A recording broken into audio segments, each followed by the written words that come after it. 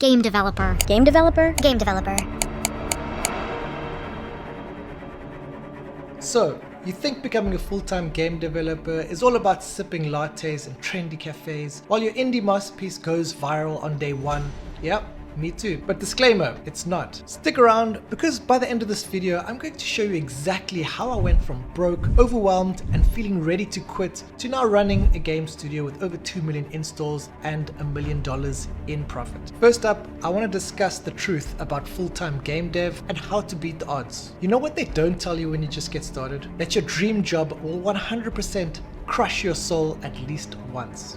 I mean, who wouldn't love to spend months perfecting a game only for it to launch and get 5 installs, one of which was from your mom? Thanks, mom. When I first started, I thought I'm gonna make a cool, fun game, launch it on the App Store, and boom, instant success. But the reality, the market is brutal. You're not just competing with other developers. You're competing with giants like Netflix and TikTok with crazy marketing budgets. Good luck with that. But here's the thing, guys. This brutal reality actually gave me an advantage. It forced me to stop making games that I wanted to play and to start creating games that people couldn't put down. And yeah, there's a difference. Now, let's talk about the part everyone loves to ignore.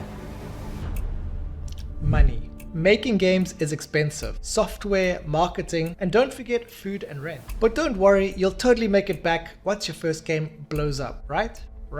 My first game made a total of $43 in its first entire month. And that was better than I expected considering the download numbers. But instead of wallowing in despair, okay, I kind of did for like a day. But after that, I started to study game monetization like my life depended on it. Because ultimately it did. That's when I discovered Skills, a company that uses real cash tournaments to monetize your mobile game. Fast forward a couple years and I've personally generated over $1 million from my skill-based games. Yes, $1 million.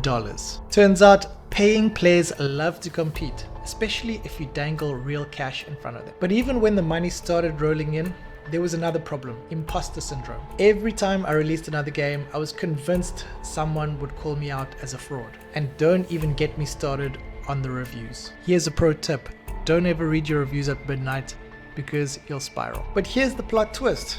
I realized that most people criticizing my work had never even made a game in their life. So I stopped trying to please everyone and concentrated only on those players who loved playing my games. Those are the people who matter. So let's talk about the sacrifices. I remember when there were days my friends were out on a holiday partying and I was up pulling all-nighters, fixing bugs, pulling out my hair, crying, being depressed, feeling lonely. Just another normal day as an indie game developer. But hey, at least I got to enjoy my glamorous workspace, my couch, surrounded by 17 coffee cups. Here's another thing they don't tell you. If you want freedom as a game developer, you have to sacrifice your comfort zone. And yeah, it's hard, but it's also worth it. Because after years of grinding, I was finally able to take trips like this, not just for fun, but to remind myself of why I was sacrificing so much in the first place. Here's the turning point.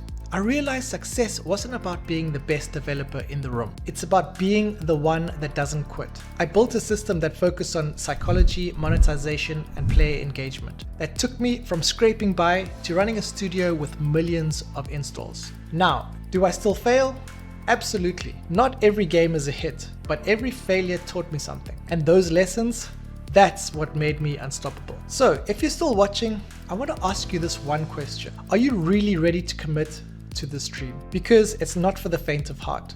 But if I can do it, someone with absolutely no coding experience, you can too. And hey, if nothing else, at least you'll have a solid collection of hilarious failure stories you can share with your friends. By the way, if you're serious about turning your passion into a profit, then please check out my free ebook in the description below. It's packed full of strategies I wish I had known when I first started. And join my Discord if you want live support from myself or other game devs who actually get it. If you enjoyed this video, please smash that like button, subscribe if you want to see more of this content.